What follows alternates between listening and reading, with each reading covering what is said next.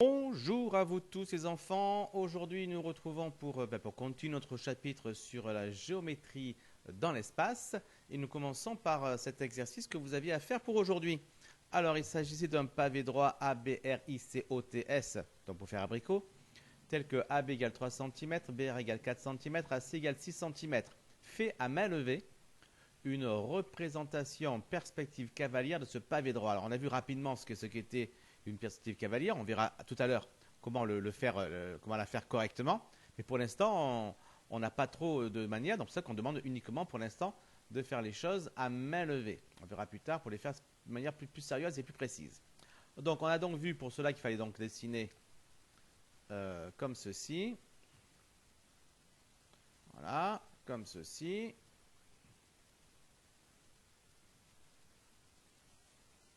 Voilà, en gros. Et puis, on avait ici des pointillés qui représentaient les arêtes cachées. Voilà.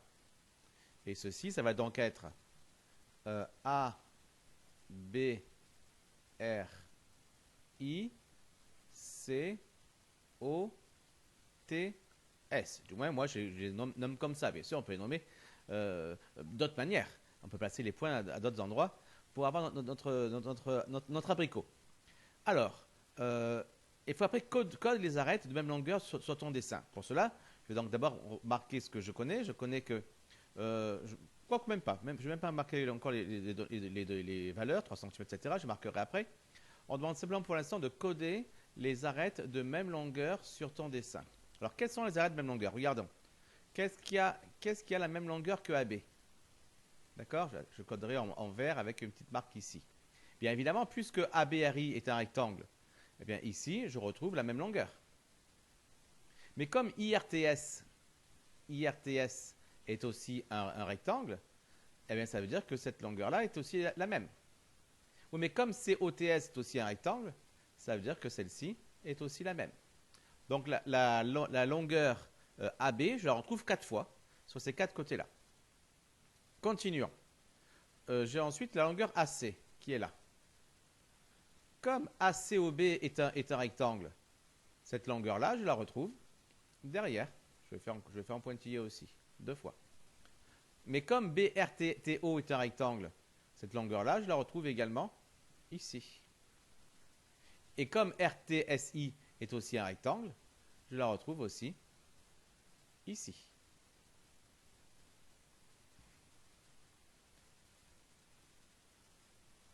D'accord? Et c'est pas fini. On a également la longueur, on va prendre du bleu, la longueur BR par exemple. La longueur BR, que je vais coder avec 3 traits. Ben, comme BRIA est un rectangle, je le retrouve ici.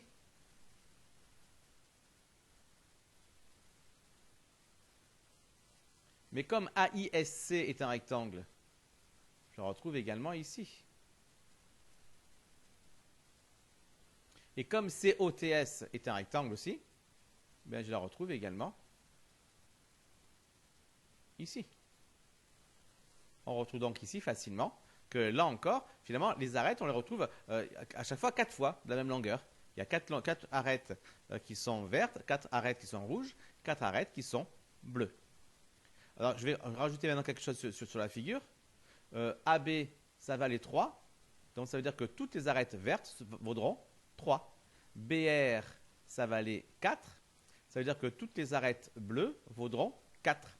Et AC, ça va les 6. Donc, toutes les arêtes rouges vaudront 6. Bon, remarquez que mon dessin à main levée, il ne respecte pas du tout les vraies longueurs. Parce que là, on a le côté AC qui vaut 6, qui est plus petit que le côté AI qui vaut 4. On s'en fiche. C'est une figure à main levée. Maintenant, on peut compléter le tableau. Combien vaut IR? IR, je regarde, c'est une arête en vert. Donc, elle vaut 3. Combien vaut BO? BO est une arête en rouge. Donc, elle vaut 6. Combien vaut CS? CS est en bleu, donc ça vaut 4. Combien vaut RT? RT est en rouge, donc ça vaut 6. Combien vaut CO? C'est en vert, donc ça vaut 3. Et combien vaut OT? C'est en bleu, donc ça vaut 4. très facile de remplir le tableau maintenant. Alors, on trace en vraie grandeur les traces ABRI et ABOC. Alors, ABRI, c'est donc le rectangle qui est au-dessus, que je vais hachurer ici en orange. Alors, il est comment ce rectangle? Il est fait de quoi? Il est fait de deux côtés verts et de deux côtés bleus. Donc, pour tracer ce triangle, ce rectangle, tout simplement, je trace AB, qui vaut 3. Et là, bien sûr, je trace aux vraies mesures. Hein. Enfin, moi non, parce que je suis sur l'ordinateur, mais vous avez réellement fait une distance de 3. Et après, on va faire quoi? On va faire BR. BR, ça vaut combien? Ça vaut 4. Alors, bien sûr, on va respecter ici l'angle droit, parce qu'on veut faire un rectangle. Et donc, je vais partir ici pour une distance de 4. On obtient ainsi le point R, avec une distance de 4 ici. Et après, je continue. Hein. Je fais encore l'angle droit ici à 3. Et ça me donnera mon point ABR dans ABRI. Donc, je n'aurai plus qu'après à relier ici pour obtenir mon rectangle en entier. D'accord? On demande également en vraie grandeur la face ABOC. ABOC, je vais la hachurer en violet comme ça. C'est la base, c'est le triangle, enfin le rectangle qui est derrière. D'accord, sur le côté gauche là. Voilà, ça de dessiner un petit peu comme ça, qu'on le voit à peu près. Donc ABOC, alors il a quoi lui comme côté? Il a un côté vert donc qui vaut 2 et un côté rouge qui vaut 6. Donc je vais faire déjà le côté vert, donc c'est AB. Donc je fais encore AB, genre je vais le faire comme ceci ce coup-ci. AB donc qui vaut 3. AB. Remarquez que j'ai fait une belle faute en marquant le B avant de faire la croix. D'accord? Ensuite, je passe en rouge et je fais AC qui vaut 6. Bien sûr, je le fais perpendiculairement. Hein. D'accord? Donc je mesure 6, hein, tout simplement. Si ça va faire, je fais à peu près, bien sûr. Hop là, ça va faire par là à peu près, pour arriver à 6. Bien sûr, vous mesurez avec votre règle, c'est facile. Donc c'est quoi? C'est le point C. Et après, tout simplement, on trace encore les perpendiculaires. Par exemple, perpendiculaire ici au niveau de B. Alors, soit on mesure, soit on fait aussi la perpendiculaire au niveau de C.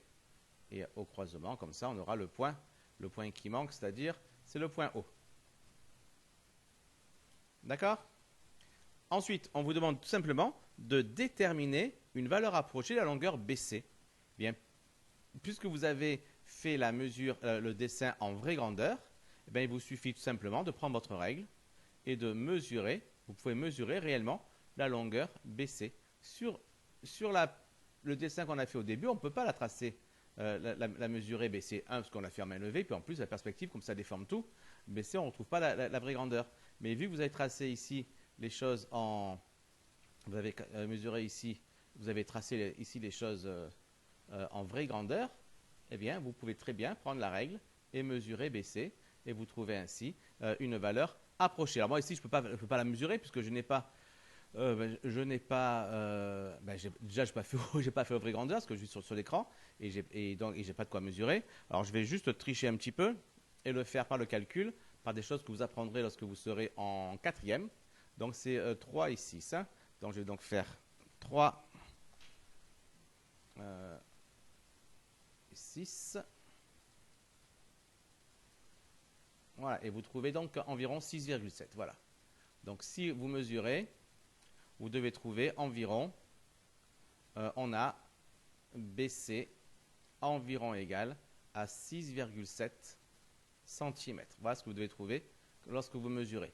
Lorsque vous serez plus grand en 4e, vous apprendrez ce qu'on appelle le théorème de Pythagore, qui permet donc de trouver cette valeur-là par calcul. Voilà. On continue les enfants. On continue et on va justement voir maintenant comment faire de belles perspectives cavalières, comment représenter de manière correcte un pavé droit en perspective cavalière. Alors, qu'est-ce qu'une perspective cavalière? Regardez, c'est marqué ici. Il y a tout un tas de règles, évidemment, à connaître. Mais on voit qu'après, à l'usage, les choses se font assez facilement. Donc, la perspective cavalière, c'est en mathématiques, c'est la perspective qu'on utilise. Il faut savoir déjà qu'il y a plusieurs perspectives qui existent. La perspective cavalière qu'on va voir ici, mais il y a également la perspective isométrique, qui est pas mal utilisée dans certains jeux vidéo, où par exemple, on dessinerait des cubes comme ceci à peu près. S'il me change tout, ça va pas aller. De ce style-là, à peu près. Hein, je fais à peu près. Voilà, des trucs comme ceci. Voilà, il n'est pas très beau, mais enfin, on s'en contentera. Vous avez la perspective des peintres, qui est une perspective dite à ligne de fuite, où là, vous obtenez, lorsque vous avez un cube, par exemple, eh bien, comme vous savez très bien que les choses loin paraissent plus petites que les choses proches, bien évidemment, on va faire relier tous ces traits-là sur un seul endroit, ce qu'on appelle point de fuite, et ainsi, on dessinera notre pavé droit comme ceci. Après, bien sûr, il suffira de d'effacer cette partie-là. Bien sûr, dans les peintres ne laissent pas ce dessin-là, hein, ne laissent pas cette partie-là. Et donc, on voit bien ici que c'est notre pavé droit qui est censé être long ici, qui est censé être très long. Eh bien, vous voyez, ici, on voit que la taille rétrécit au fond, et ça donne cette illusion, une meilleure illusion de relief. Mais en mathématiques, on ne va pas se servir de ça parce que c'est un peu trop compliqué pour ce qu'on a à faire. Et puis, on n'est pas là pour dessiner des choses telles qu'on les voit, mais plutôt telles qu'on pourrait les imaginer dans le monde imaginaire des mathématiques, le monde parfait. Alors, dans ce monde parfait, il y aurait quoi? Il y aurait ce principe que même loin, on verrait les choses aussi grandes que lorsqu'elles sont proches. Alors pour cela, on a donc les règles suivantes. Quand on fait une perspective cavalière, donc c'est ce qu'on a vu, hein, c'est quelque chose comme ça, hein, quelque chose comme ça à peu près, tac, tac, tac, tac, tac, en gros. Vraiment très en gros, il est vraiment très moche. Alors, ça sera quoi la perspective déjà dans tous les cas, qu'elle soit isométrique, qu'elle soit à point de fuite ou qu'elle soit cavalière, ou d'autres encore, il en existe d'autres un peu plus spécialisés. Eh bien, ça permet de représenter sur une feuille un objet de l'espace, un solide. En effet, un objet en 3 dimensions ne peut pas se représenter sur une feuille qui n'a que 2 dimensions. Il va donc falloir tromper votre cerveau, et la perspective, c'est justement une technique qui va tromper votre cerveau pour faire une illusion d'optique. Alors, les règles sont les suivantes. Tout d'abord, les arêtes parallèles sur le solide restent parallèles sur le dessin. D'accord? Ce que vous voyez, n'était pas le cas dans le cas de la perspective à point de fuite. Vous avez vu ici, quand j'ai fait la pointe de fuite ici, les 2 arêtes qui sont là dans votre pavé droit sont parallèles dans la réalité. Et pourtant ici, elles vont se croiser ici. Donc si elles se croisent, elles sont séquentes. Si elles sont séquentes, elles ne sont pas parallèles. Donc dans la perspective en ligne de fuite, cette règle-là n'est pas respectée. On l'impose dans la perspective cavalière, ce sera donc plus simple à faire. Les arêtes parallèles et de même longueur restent de même longueur. C'est important de le signaler. Alors les milieux restent des milieux, les points alignés restent alignés, c'est un peu des conséquences. Ce n'est pas l'essentiel, mais c'est important dans certains cas. Les points alignés restent, non, les arêtes cachées sont représentées en pointillés, ça on l'avait déjà vu. Et surtout, la face avant peut être représentée en vraie grandeur. C'est-à-dire que si on a ici notre carré ou notre rectangle qui est devant, celui-ci que je hachure là, lui on le dessine correctement. On le dessine en vraie grandeur. S'il mesure 3 cm et 4 cm comme longueur et largeur, eh bien on garde 3 et 4 cm. Et on fait des vraies grandeurs. On peut bien sûr les faire plus petits ou plus grands, si on veut agrandir ou pas. Mais on peut en tout cas les mettre aux vraies grandeurs. Et après, ce qu'on appelle les arêtes fuyantes. Les arêtes fuyantes, c'est ce que je vais repasser ici en rouge dans celle-ci en point de fuite. C'est ça, les arêtes fuyantes. C'est ce qui, si on devait le faire en vrai, si on voulait le faire en vrai, il faudrait creuser dans le tableau pour pouvoir les faire. D'accord? Donc, les arêtes qui s'enfoncent dans la réalité et qui ici seront dessinées, donc sans enfoncer, évidemment, on ne va pas faire des trous dans le mur à chaque fois. Elles seront représentées avec un angle que l'on va choisir, et généralement on prendra 30 ou 45 degrés. Ça veut dire que lorsqu'on aura ici un angle à prendre ici. On prendra ici 45 degrés par exemple, ou bien 30. Alors bien sûr, ce n'est pas pareil dans le cas de la ligne de fuite. Là, les angles ne sont pas les mêmes, d'accord, à cause de la ligne de fuite justement. Mais dans notre cas à nous, de la perspective cavalière, eh bien, on aura toujours 45 degrés, ou toujours 30 degrés, ou toujours 70 degrés, ou toujours 20 degrés. Vous choisissez. En tout cas, quand on a choisi un angle, on gardera toujours le même angle, quelle que soit l'arête qu'on utilisera. Alors, donc une fois qu'on a donc ces différentes règles, que bien sûr vous allez noter après avoir mis sur pause cette vidéo, on se retrouve avec cet exemple où on va donc faire correctement un pavé droit en perspective cavalière. Alors, première étape, représenter un rectangle, celui qu'on va considérer comme étant la face avant, d'accord? On va la tracer en vraie grandeur. Donc tout d'abord, je trace un rectangle, tout simplement, et je respecte les longueurs. D'accord? Tout simplement. Ensuite, je dois faire 3 segments parallèles et de même longueur, les arêtes fuyantes. D'accord? En effet, on sait qu'à partir de ce rectangle qui est la face avant, il y a 4 arêtes qui vont partir, qui vont rentrer dans le mur si je les fais réellement en 3 dimensions. Donc ce sont des arêtes fuyantes, il faut donc que je les fasse avec un angle que je vais choisir. Un angle que je vais choisir. Alors, moi, ce qu'on va vous conseiller, c'est de prendre 30 ou 45 degrés. Pourquoi? Parce que regardez, si je me mets ici, je mets l'arrière-plan en carré, d'accord? Alors, ce sont des petits carrés, donc je vais agrandir. Voilà. Donc, je vais agrandir mon dessin ici. Voilà. D'accord?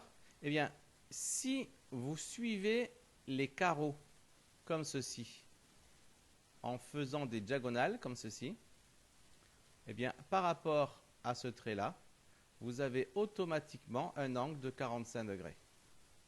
Donc, c'est facile de faire un angle à 45 degrés.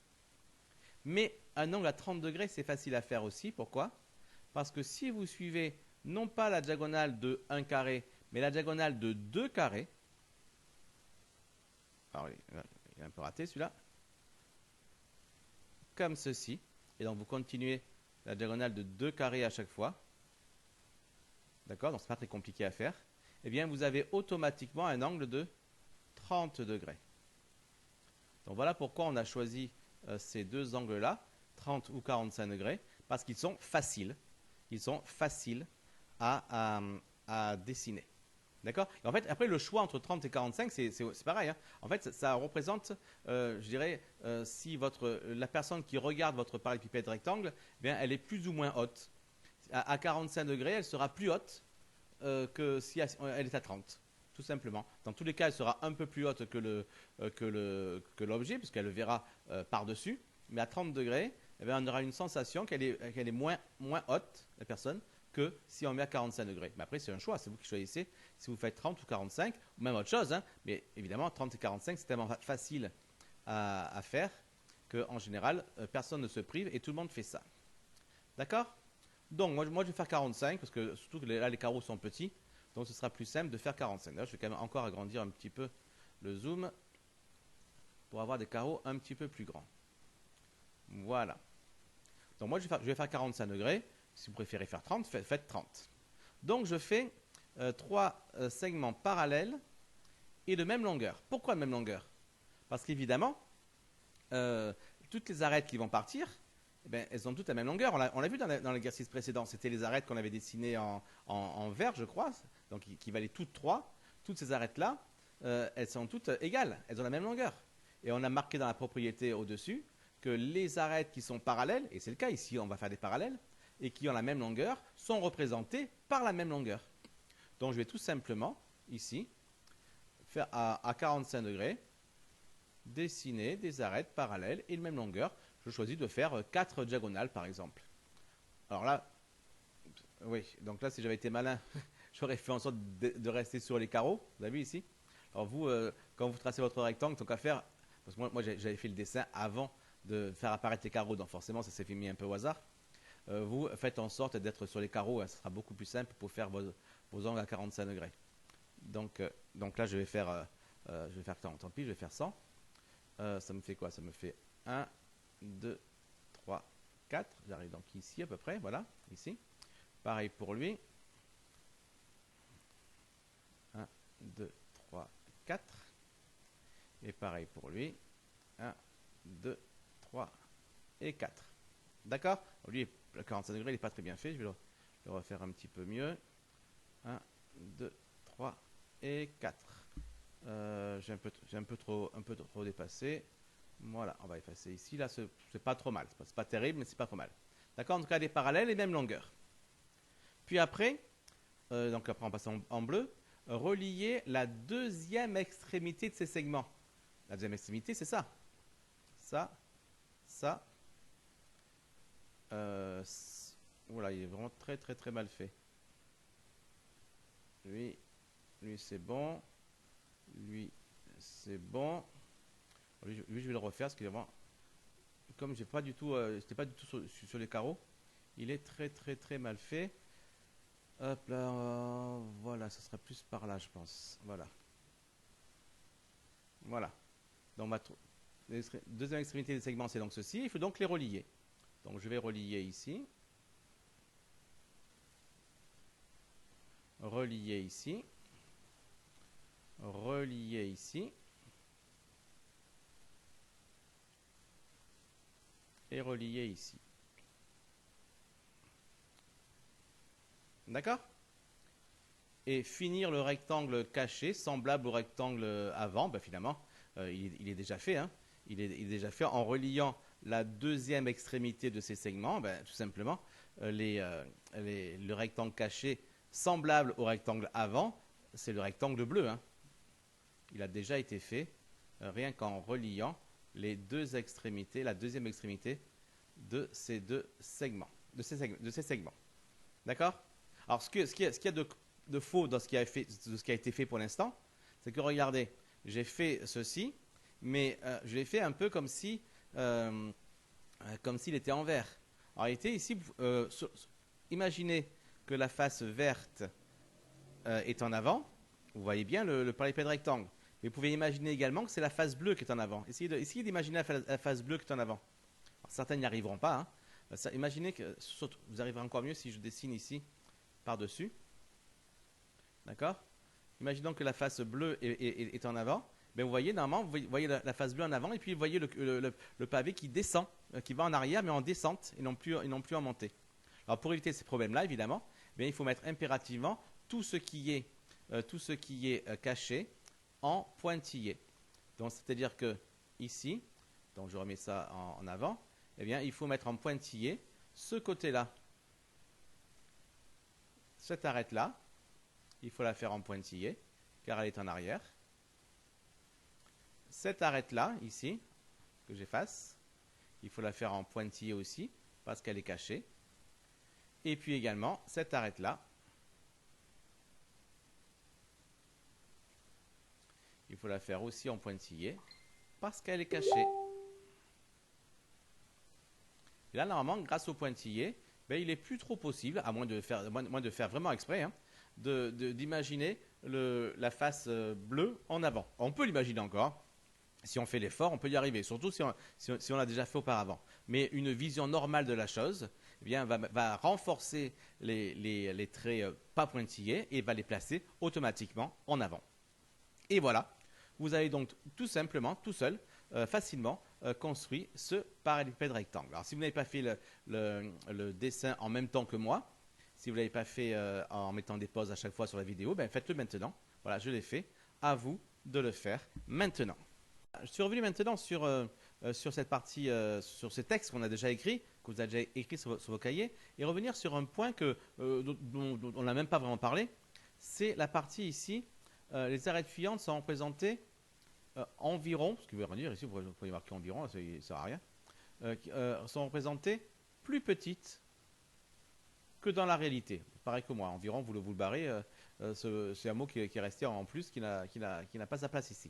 Donc, les arêtes filantes sont représentées plus petites que dans la réalité. pourquoi plus petite? Ben, on va le montrer ici, pourquoi plus petite. Je vais donc dessiner non pas un pavé droit, comme on a fait ici, mais je vais dessiner un cube. D'accord? Donc, j'augmente un petit peu le zoom pour bien voir les choses. D'accord? J'efface mes angles ici à 45 degrés. Et je vais tracer un cube. Pour tracer un cube, je vais donc avoir ici cette distance-là. 1, 2, 3, 4, 5, 6, 7, 8, 9, 10 par exemple. 1, 2, 3, 4, 5, 6, 7, 8, 9, 10. 10 carreaux pour ce cube.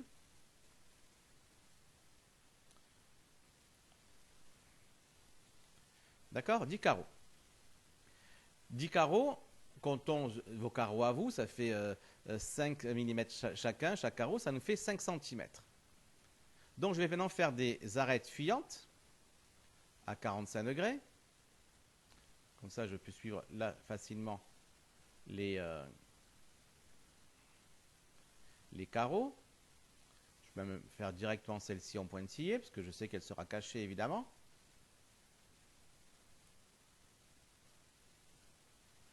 D'accord? Et je vais regarder ce qui se passerait si je ne dessinais pas les arêtes filantes plus petites, mais si je dessinais avec la même taille, donc avec 5 cm. Alors 5 cm, ça fait combien de petites diagonales là? Je calcule et je reviens. Après quelques petits calculs qui ne vous intéresseraient pas, mais de toute façon vous n'en avez pas besoin, j'ai vu que pour faire 5 cm, il fallait à peu près faire 7 diagonales. Faire 5 cm, il fallait à peu près prendre 7 diagonales. Donc je vais donc prendre ici, je vais compter une diagonale, 2 diagonales, 3 diagonales, 4 diagonales, 5 diagonales, 6 diagonales, et 7 diagonales, tiens, sans même le faire exprès. J'avais fait la première déjà à 7 diagonales. Donc la deuxième, il faut faire aussi 7 diagonales, évidemment. Donc il faut aller jusque là. La troisième, il faut faire aussi 7 diagonales, parce que c'est ce que j'avais fait. Et la dernière aussi, 1, 2, 3, 4, 5, 6, 7 diagonales aussi. Voilà, deux têtes comme ça, j'avais fait à 7 diagonales sans même m'en rendre compte. D'accord? Alors que se passe-t-il maintenant? Je continue à faire le dessin, d'ailleurs je relie les arêtes extrêmes. Donc celle-ci, celle-ci, et en pointillé, celle-ci. Et donc là, j'ai normalement ma représentation du cube. Bien, qu'est-ce que je vois? Normalement, après, peut-être ça peut dépendre des gens, mais j'ai l'impression que ce n'est pas un cube. J'ai l'impression que les longueurs que j'ai mises en rouge sont plus grandes, plus longues que les longueurs vertes. Et pourtant, c'est exactement la même longueur. Mais n'oubliez pas que la perspective, elle est faite pour quoi? Elle est faite pour tromper votre cerveau.